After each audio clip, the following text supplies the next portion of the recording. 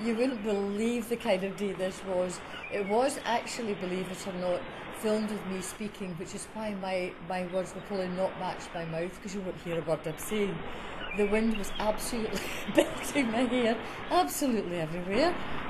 No matter what way I turned, I became like a Dulux dog, and it looks as if I'm miming, but in actual fact the wind is whipping right through the camera. It was a freezing cold day up the deck. The skies were grey, my hands were freezing, and then I sort of swapped the camera to take the camera to give a turn around and have a look at what Alice was doing, as she had a very interesting hairdo, not one we normally see on YouTube.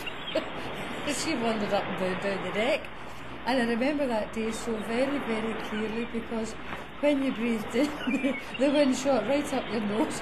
You didn't know what day it was. So we had a wee look around, a wee wander around the deck, thinking that it might be a bit more sheltered at this side. And I thought, that's a lot better. So we came to the corner and thought it would be interesting for those who've heard so much about Bute to actually see some of the scenery.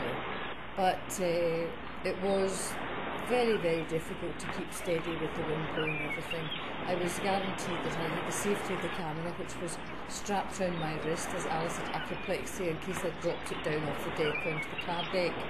So this was a lovely view over the water, over to the island of Bute. This is where Anne is. This is where Anne goes and stays most times, while she's busy dealing with things that which we dealt with at home. And it's a lovely ferry ride on a sunny day. Not so hot, a cloudy, windy day, but you can't choose the weather. So I stood up there as captain of the ship, absolutely frozen.